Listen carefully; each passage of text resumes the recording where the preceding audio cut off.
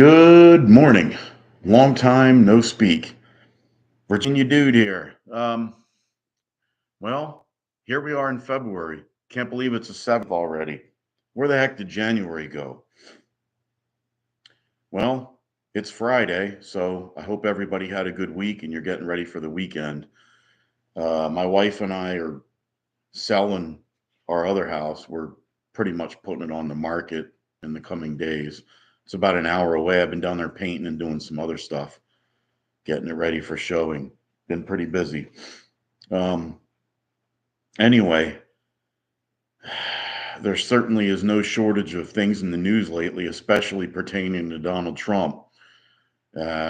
His using Elon Musk as a consultant with the so-called DOGE, the Department of Government Efficiency. That almost sounds like an oxymoron, but man, oh Manischewitz, they are finding some wasteful spending everywhere.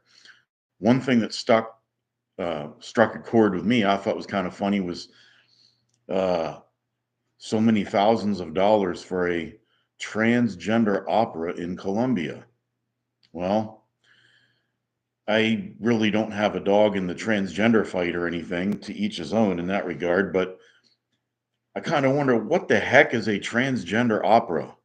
Um, I think back to the cartoon with Bugs Bunny and Elmer Fudd when they were doing the opera, and Bugs Bunny was dressed up as a girl. But I don't know, maybe that's my warped mind. But there were so many things in there that was wasteful spending.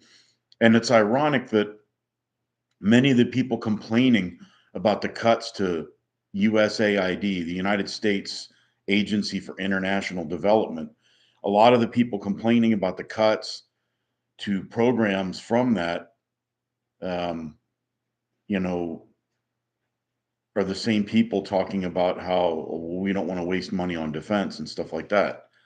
Um, you know, there's a lot of organizations called NGOs, non-governmental organizations, that benefit from USAID, but we just literally make it rain all over the world and here at home. How much of that is it's sort of like it's a money laundering operation. So the bad thing is they're always going to bring up examples of people who get hurt by these cuts. You know, the starving old lady has to eat dog food because of a cut to the USAID budget, but they're not talking about the millionaires and in some cases billionaires who grifted off of this system. So I think that in this country we have built this so-called deep state. We've pushed everything, the pendulum, so far to one side and pulled it so hard, and now it's swinging back the other way, and people are mad because it doesn't stop in the middle. So we're going to have to see what comes out of all this, but the government, the federal government, is too big, too bloated, and too bossy, and cuts need to be made. And I think that a small percentage of people took the buyout, which I think a judge has now ruled that Donald Trump can't do that. It's funny to see all these people saying that's unconstitutional. Trump can't do that. When these same people have been, basically shitting all over the Constitution for years and years and constantly voting and advocating for more unconstitutional programs. In the United States Constitution, Article 1, Section 8 is where the enumerated powers are found. You won't find anything in there about education, retirement, healthcare, housing, or anything like that, or even energy or agriculture. Yet the federal government is meddling in all those things constantly. Um, when you constantly increase the power of the federal government, you should be mindful of the fact that people on your team or your party are not always going to be in control of it. And political weapons, once they are unsheathed, are never put back in the scabbard. What we're seeing now is certainly no exception to that. Um, the bigger you make the government, the more incentive there is for powerful entities to gain control of the apparatus of the state. If we really operated as a constitutional republic the way the founding fathers intended, and remember, the 10th Amendment was not put on there just because they had extra parchment and ink. The 10th Amendment says that all powers not specifically delegated to the federal government through Article 1, Section 8 are to remain um, reserved to the states and the people. That means something pretty serious because the 10th Amendment has not been repealed. So, really, if we followed the foundings of our fathers, it wouldn't really matter much who the president was unless we were at war. The main job of the president of the United States is to serve as the commander in chief of the armed forces. And, if you're at war, that's very important. And only Congress can declare war, the president can't. A lot of people criticizing Donald Trump saying, well, he can't do that, it's unconstitutional, are the same people who thought it was okay for Biden to, or Bush or Obama for that matter, to stretch the power of the executive branch into being like a king. And in reality, it shouldn't matter who the president is. You should be more concerned about the governor of your state legislature, your state assembly. They should have more influence over your life than the federal government does. It's not just a matter of how big we want the federal government to be, but we also need to judge government by how it works at each level. The president or any member of Congress shouldn't really have anything to do with the curriculum taught in your local schools. That should be up to your state, your county, your township, your borough, your city, your village, whatever political subdivision you live in. There shouldn't be a federal Department of Education. It shouldn't even exist. Now, think of all the billions of dollars that get wasted on that. And you have people who are in the public schools as teachers, or as they like to call themselves, educators.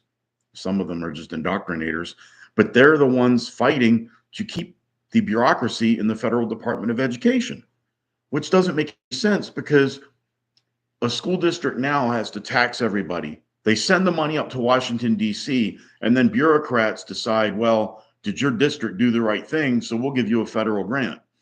The money's never supposed to have gone to Washington, D.C. in the first place. It should have been kept with jurisdictional taxation within your own state. You shouldn't have to appeal to a federal bureaucracy to get money to buy school buses or to buy books or to buy a school or to train and hire, recruit new teachers. That should come from the local level. A senator in Nebraska should not have anything to do with what New Jersey does in their public school systems. That's a state issue. Are some states going to get it right? Yeah. Are some states going to do better than others? Of course. But the states are supposed to be the laboratories for how a republic is supposed to work. If the schools in North Carolina find some way through innovation that really, really works, well, Virginia, Tennessee, and South Carolina might look at them and say, hey, let's do that here. But with the federal government saying, no, no, no, you can't do that. You have to do things in rural Idaho the way we tell you, even though we're thousands of miles away and we are unelected, we can tell you what to do. We're bureaucrats. We know better. We're in DC. So they're going to try and have a one size fits all federal solution in a country the size of the United States that it's not going to work in Pocatello, Idaho, as well as it might work on Long Island or in Massachusetts or in Florida. You just can't do it. The country's so big. Another thing, minimum wage. You hear this stuff about Bernie Sanders says, we need to make the minimum wage go higher so people can afford to live. I'm sorry, that's a bad impersonation, but there is no constitutional authority for any federal government, the federal government, to set wages and prices. It doesn't exist. It's not in there. A federal minimum wage of $7.25. Not only is it bad economics, it just isn't feasible. If the de facto minimum wage here in Virginia in many places is $15 or $16 now. I think our state law just changed recently. I think our minimum wage went up to like $10 or $11 or something, but even McDonald's pays more than that. Costco was recently saying that they were going to boost their full-time wage to $30 an hour. They didn't need the government to make them do that. Market forces, they needed people.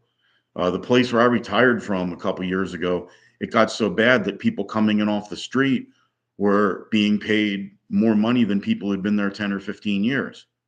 That's called wage compression, is the economic term for that. It also happens with teachers and firefighters and things like that, where there's upward pressure on wages for new hires, and it puts them to where some of them are making more money or as much money as people who've been there for many years.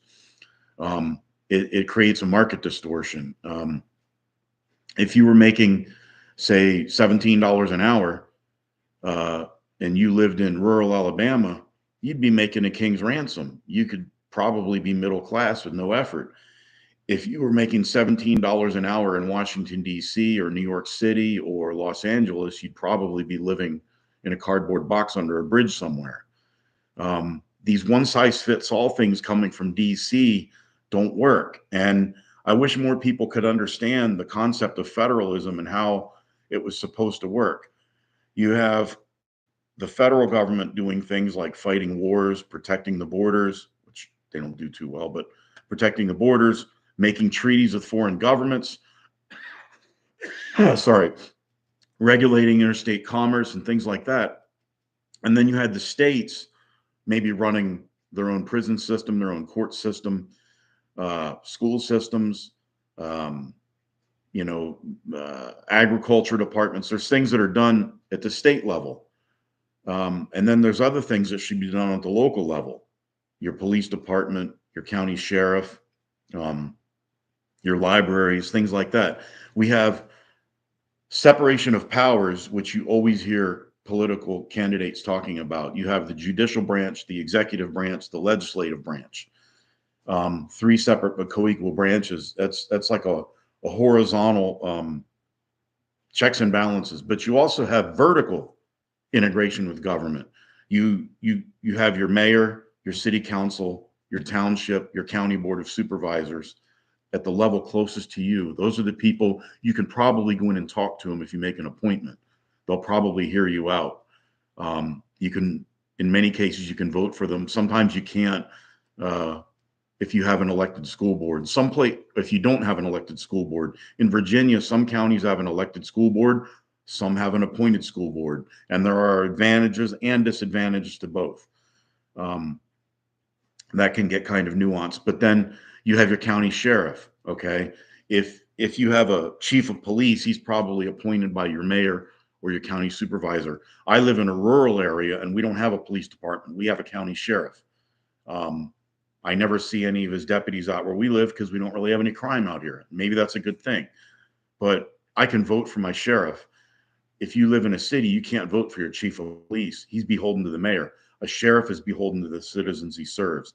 And there again, every state has different powers for how the law enforcement is set up. If you go to Ohio, the sheriffs are very powerful. You go to Pennsylvania, sheriffs are not powerful at all. They normally don't even do traffic stops. I believe they can only enforce felonies and breach of the peace, but a sheriff in Pennsylvania, a deputy sheriff in Pennsylvania, is not going to be answering your 911 call or writing you a speeding ticket under most circumstances. They're mainly for running the courts, transporting prisoners, and serving warrants and things like that, seizing property. In Virginia, most sheriffs, depends on where you go, are full service deputies where they have full arrest powers like a police department or a police officer. In other areas, there are deputy sheriffs who are just jail or just court officers.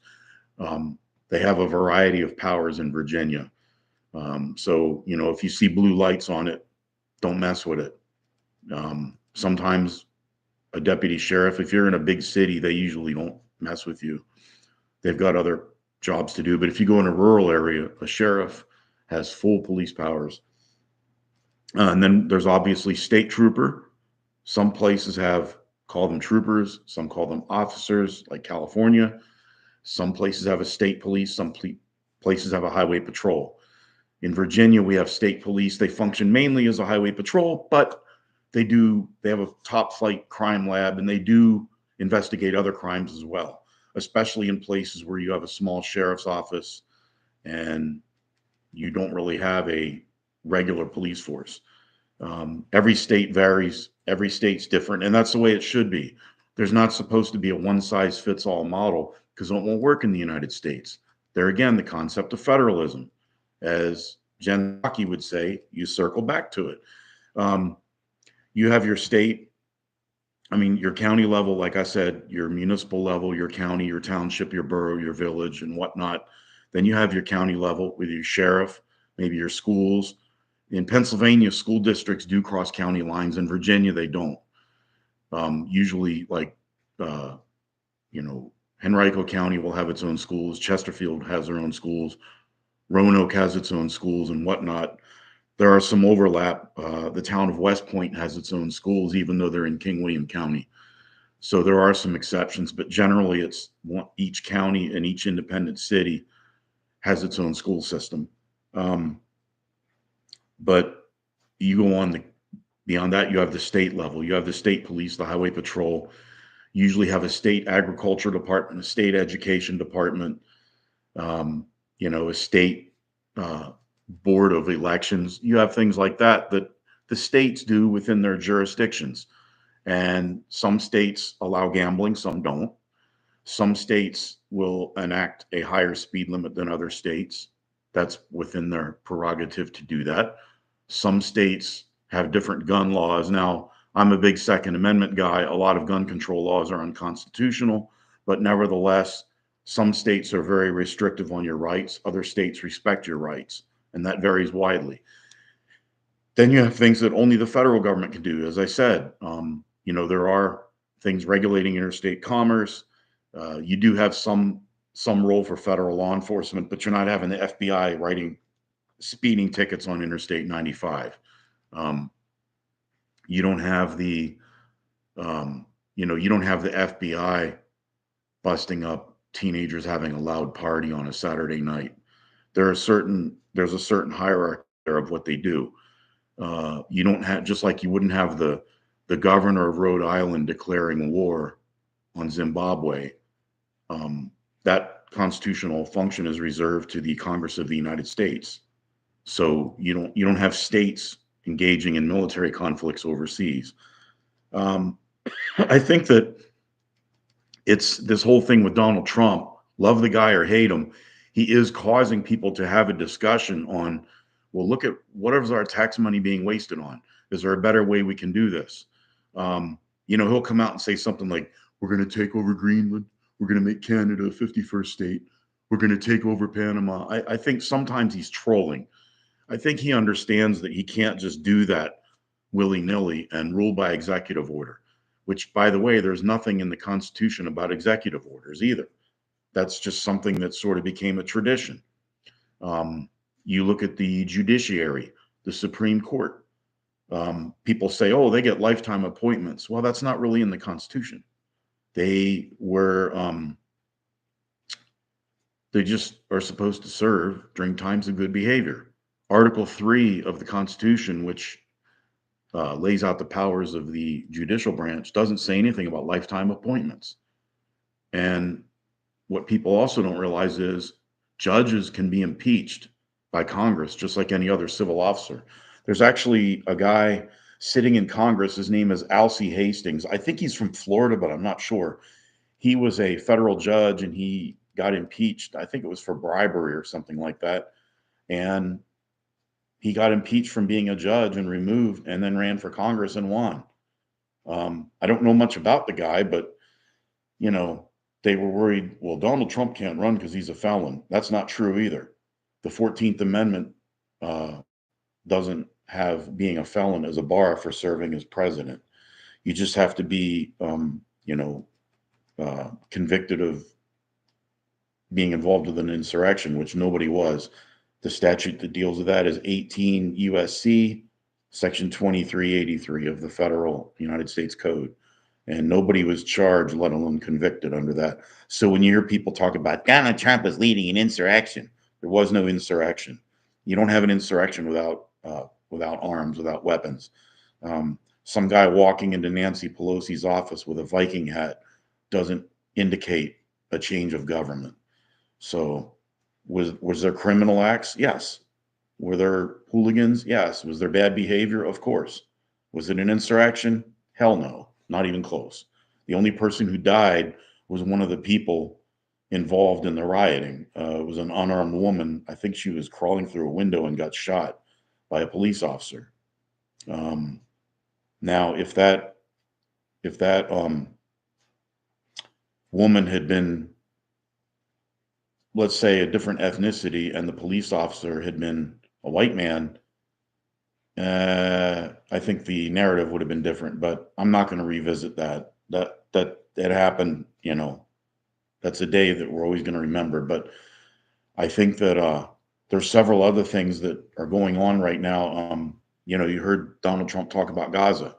He probably looks at that 25-mile stretch on the Mediterranean and says, we could put some hotels here. We could have a casino and a gentleman's club. He's looking at through the mind of a developer. He thinks that, capitalism can, and now my cat's bothering me, that capitalism can control, that can make for better situations. And I believe that. I think that the only way to have peace in Gaza is to get rid of Hamas. Full stop. That's it. You're never, unless you get rid of the militant terrorist amendment, terrorist uh, people over there, you're never going to have true peace. I used to think a two-state solution would work. I don't believe that anymore. I just don't. It's not that I don't want it. I think it would be great, but I just don't see it. There are too many people who want to keep the Palestinian Arabs poor, destitute, uh, and full of hate because they use it as a cudgel against the Israelis.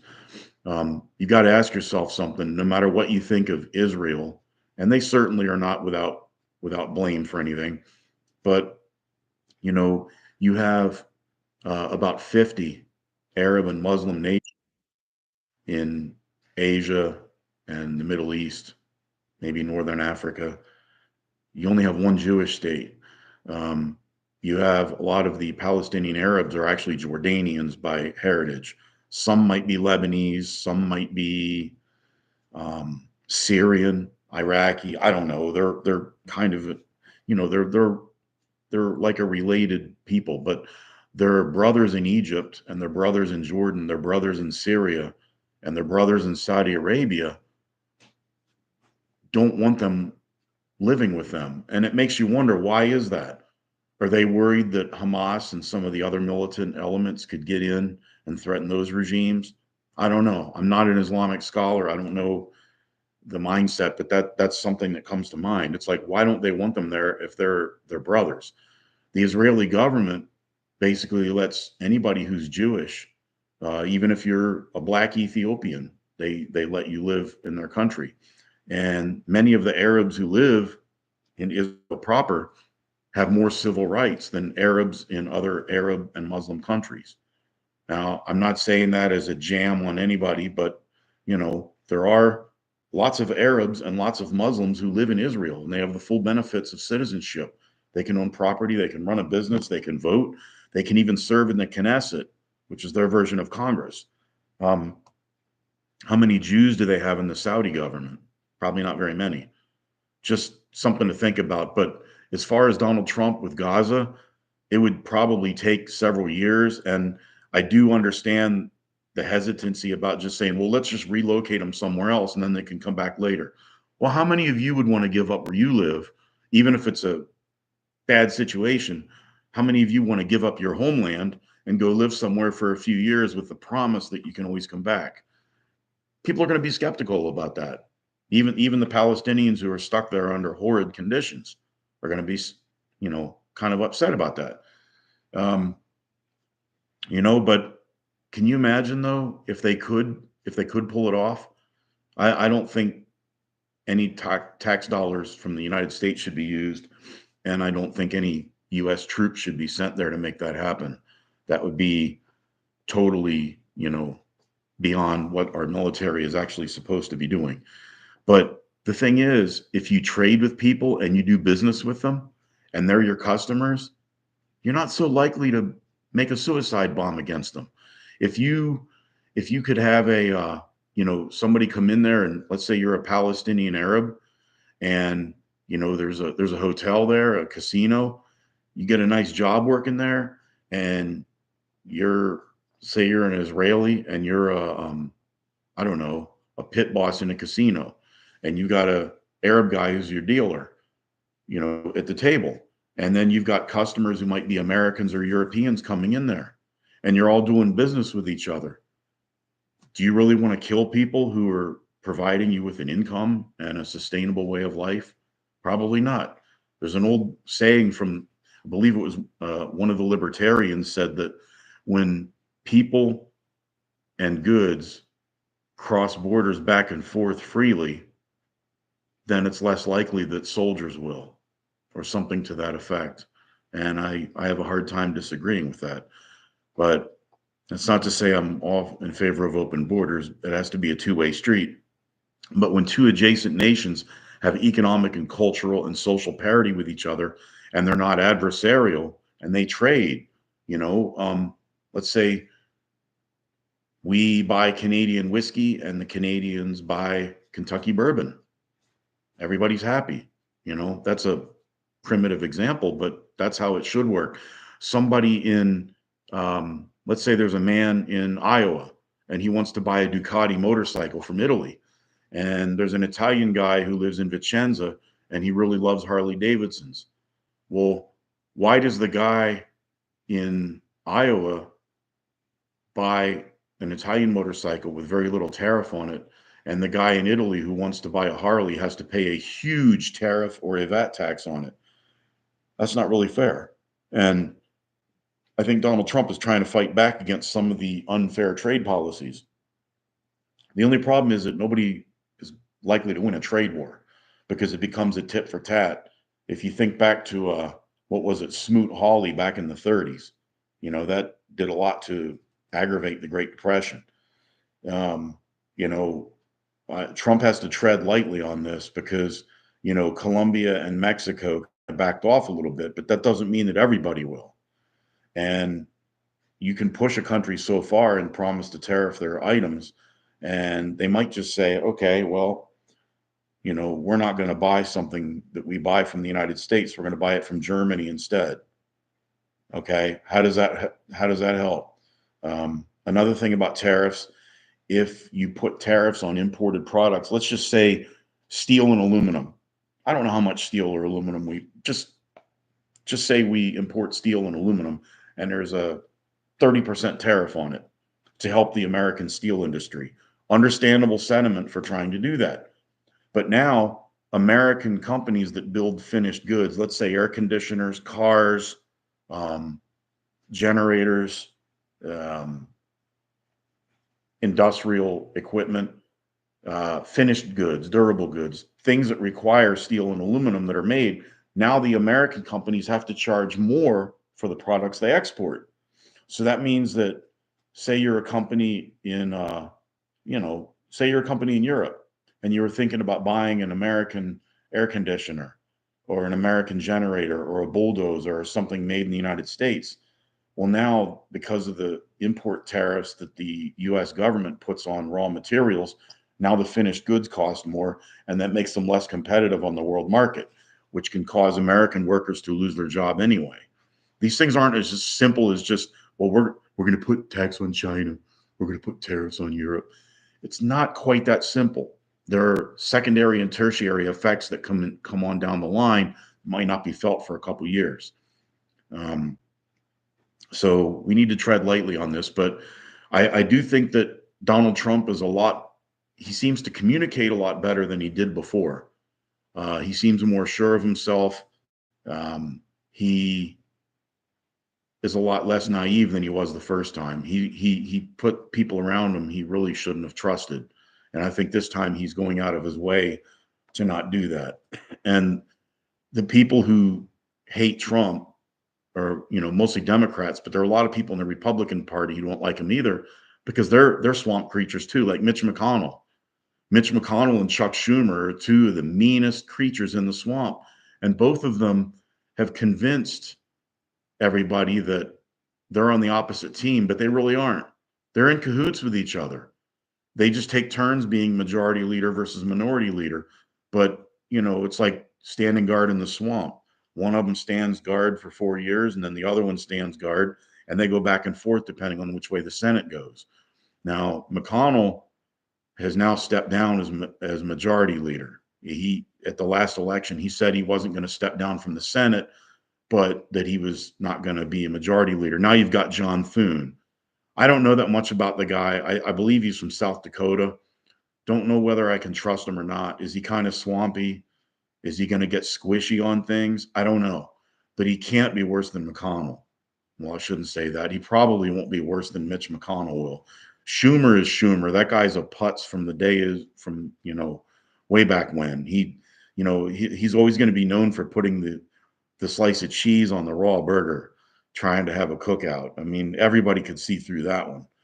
But these people are some of these people are attached to this deep state, and a lot of these people in both parties, they go into Congress, they make a mid six-figure salary, and then they serve 10 years and they come out and they're worth 30 or 40 million dollars. How does that happen? Yeah, prudent investing. Yeah, sure.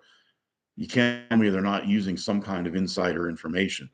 But the swamp creatures all stick together. And Trump found out that the swamp is a federally protected wetland. Um, I was kind of leery on some of his appointments. Other ones are okay. His Secretary of Labor and his original Attorney General choice really threw me for a loop. Matt Gaetz finally, decided he withdrew his nomination, and they got Pam Bondi. I think she'll do okay. When I first heard that name, I thought they said Peg Bundy. She would have been a good attorney general too. Ow, ow. No, just I'm dating myself. If you remember that show, Married with Children. But you know, Pete Hegseth, I wondered about him, but he seems to be off to a good start. He understands the mission of the military is to hurt people and break things, not to be all this woke stuff. I think people have had it up to here with the woke and the so-called DEI nonsense. We're Americans. We should judge each other by individuals, not as members of the United States military was, and I'd like to think it still is, but they've kind of gotten away from that, an example of a meritocracy where it doesn't matter, if you're a black man from New York City, you're a white man from Iowa, you're a Hispanic man from Texas, or you're American Indian from, Idaho, and you all join the military. I remember being at basic training. Drill sergeants don't care what color you are, and people come in with preconceived notions. But by the time you finish basic training, all those men are your brothers. And if you have, I guess nowadays they have co-ed basic training, your sisters. Back when I went through basic training almost 40 years ago, um, they were segregated boot camp. Men and women didn't go to basic training together. Um, I don't I can't profess to know how the military does things today. I know it's a lot different than it was back then. But basically, as the old saying, if you can hang, you can hang. If you can't hang, then you can't hang. I remember a sergeant used to say, if you can't bark with the big dogs, stay off the porch. But or stay on the porch, I mean. But anyway, maybe there's going to be a return. They say that military recruitment was up a whole lot in December. And that's a good thing. The more people we have volunteer, the less we would ever have to resort to a draft. Hopefully, we'll never need a draft. I really do think that if we had a big threat to our country, that there'd be more than enough people to sign up. Look at what happened after 9/11. People were joining like crazy, joining the armed services like crazy. But anyway, it'll be interesting to see where this all goes. A lot of people are saying Elon Musk has too much power, but he really doesn't. He's basically an unpaid consultant. He can make recommendations. Elon Musk does not have any authority to do anything. He just makes recommendations, and it's up to the president and the Congress to implement any changes he suggests or to get rid of any program. But it's time we pare back the government. We are almost $37 trillion in debt. The government is adding approximately $1 trillion about every 100 days or so.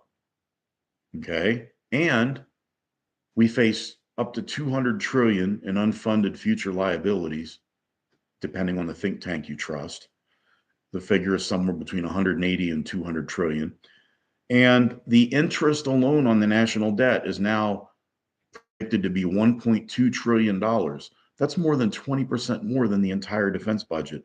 And that's the interest alone on the debt. That doesn't count paying it down. Excuse me.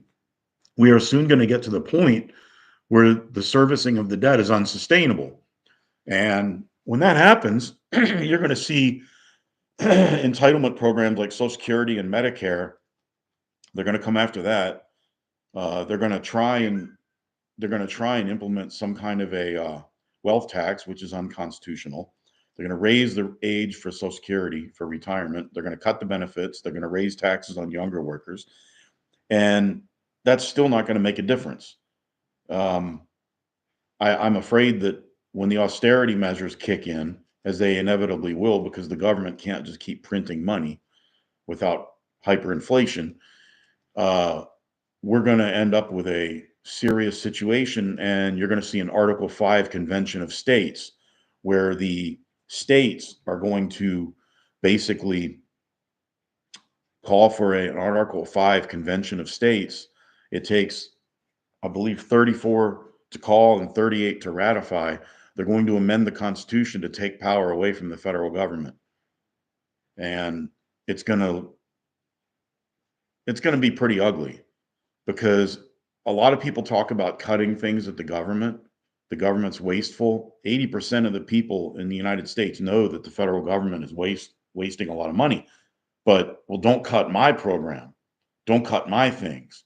I'm going to be 60 years old very soon. Um, I paid into Social Security for over 40 years before I retired. Um, and I will start to take the reduced payment when I turn 62. And, fortunately, um, my wife has a very good uh, pension plan. She's a federal employee, but I'm going to start taking my reduced Social Security benefit at 62, because if I wait 5 years longer, I would get more money, but is the system going to be bankrupt or majorly altered by then? That's a chance I'd rather not take. So I'm going to take the reduced payment at 62. Um, I've heard talk that some people say they should raise the cap on the taxable amount of income for Social Security. I think it stops at like 120,000 or something like that. But the people are like, let's just raise it. That way rich people, high earners will pay more money in FICA taxes. Well, that's a Faustian bargain. Yeah, you're going to have an infusion of cash. People will be taxed a higher amount. They'll pay more into it. But then when they retire, they're going to be entitled to bigger benefits. And high income people are more likely to retire at 62 versus 67 or 70. So that's going to blow a hole in it at the other end. Few politicians want to ever discuss it, but the only way to really save the program is to phase it out gradually, and that'll take about 30 years. You sort of like let people like my age, people over 55, age out of it, keep the system the same as it is, and then gradually reduce the amount of FICA taxes that younger people pay, but then reduce their benefit. That forces them to invest privately. And then people just entering the workforce now would totally not pay into it, and then they would never get a benefit. But see, when you do that, the left especially will come out of the woodwork and say, well, but you're going to impoverish people when they're older. Well, if you don't do anything to the system, it's going to collapse on its own. And then you're going to have people impoverished when they're older. Why not start with younger people and make it so they're not dependent on the system anymore?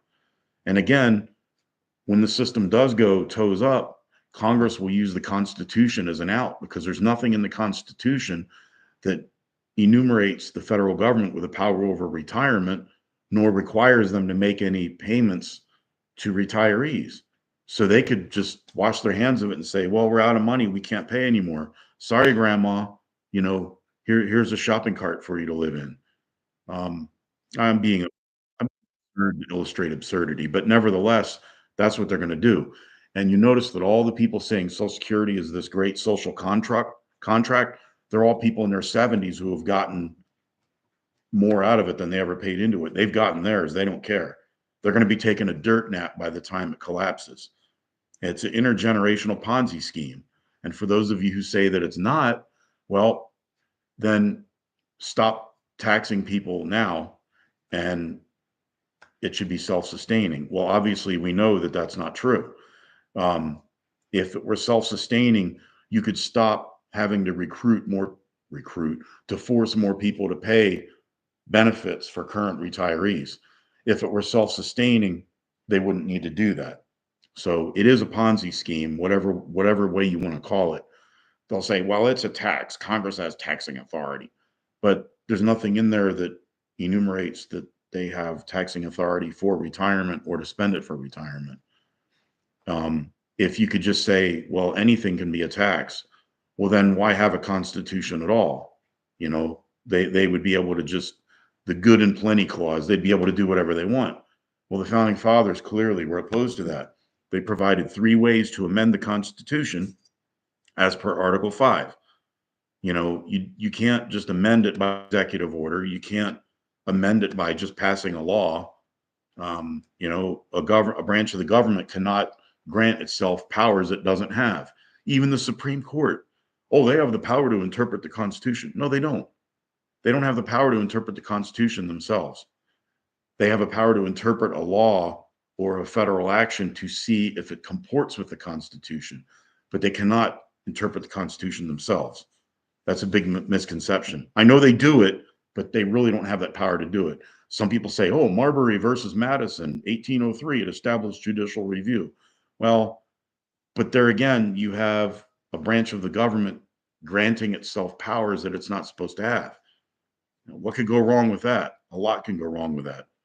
But anyway, I've hit on several different things. I want to close with saying that here in Virginia, we have some very, very bad laws that are going through our General Assembly. We have I believe, a one vote majority in the state Senate.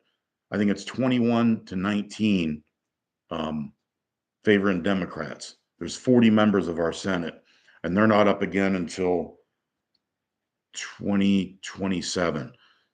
And they serve 4-year terms. Our state House of Delegates, there are 100 members, and they're up every 2 years, all of them. And I think they have a 51 to 49 Democrat majority. But we have a Republican governor, Glenn Youngkin, and a Republican lieutenant governor, Winsome Sears, and a Republican attorney general, Jason Miyares. So a lot of these bad laws, especially pertaining to firearms, have gone through the General Assembly, and Glenn Youngkin vetoed them last year. He vetoed like 30 of them that were really, really bad, unconstitutional, and ineffective gun laws. Many of those laws would have made more than 1 million Virginians felons overnight with no amnesty provision, by declaring certain weapons to be assault weapons when they really weren't. It's Fortunately, some of the bills died in committee. The rest of them he vetoed. But this year, Virginia and New Jersey are the only 2 states which are electing governors in the off-year election. And in Virginia, under the Constitution, the governor cannot succeed himself. In Virginia, you can only be governor 1 4-year term. Then you have to sit out a term before you can run again. You can't serve your terms consecutively. So it'll be interesting to see where that goes out. But anyway, we are going to have an election. And if we get a Democrat governor, which right now it looks to be that Abigail Spanberger, who's a former CIA operative and a former member of Congress of the House of Representatives for the 7th District in Virginia, she is the heir apparent to be the Democrat nominee. The only Republican so far to file papers to run is Winsome Sears, the current lieutenant governor. She's got a lot on the ball. She's pretty tough. She's a black woman from Jamaica who's an immigrant, who's a Marine Corps veteran, and she's very pro Second Amendment. I believe she has an issue with favoring red flag laws, which that's troublesome. But Abigail Spanberger is very, very anti-gun. So if you are a gun owner in Virginia, and that's the issue that's most important to you, then you obviously need to vote against Abigail Spanberger. I would like to hear more from Winsome Sears. I used to work with her nephew. She's a tough lady. I like her from what I've seen. Um, she's pretty tough. But Abigail Spanberger's tough too, and she's going to do a heck of a lot to generate out of state money. Abigail Spanberger is a brilliant campaigner, and her message of campaign center but govern left has done her very well in Virginia. Um, she's a force to be reckoned with. She has a lot of political capital. She's articulate. She's good looking. She's smart, and she knows the. She's very polished, I guess. She's kind of like a female Bill Clinton. She's very polished. I don't mean any of the off-duty stuff, but I mean she's very articulate, very well polished, knows how to get her point across, and she's very heavily favored by the media. That's not to say Winsome Sears won't give her a tough run for the money, but basically Virginia is a blue state. So Mrs. Sears is going to have an uphill battle. I think Jason Miyares is going to be he's going to run for attorney general again, which you can be, you can serve attorney general. I don't think there's a term limit on it. Same thing with lieutenant governor. I don't know who's going to run for lieutenant governor this year. I've heard a couple names, but I don't want to get too Virginia centric because I know some of you people don't care about what goes on in Virginia, but just throwing it out there for those of you who are local. Um, it's going to be an interesting year, I'm sure of that. So, uh, this is one Virginia dude saying goodbye. Sorry I went on a little bit long. I didn't mean to bore you to death. Um, but I haven't put out a YouTube video in a long time. I mainly have YouTube so I can watch stuff, and I have the premium where I get it commercial free. But there's a lot of good content on YouTube. You hear a lot of viewpoints that you're never going to hear from the regular media. And as Elon Musk says, we are the media, I guess. I mean, I don't consider myself to be a correspondent or anything. I'm just one guy uh, saying things that I notice, and some people agree, some don't. That's fine.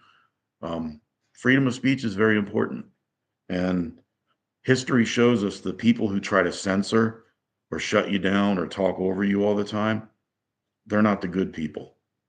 History shows us that. Anyway, I'll leave you with that. Have a good Friday. Take care.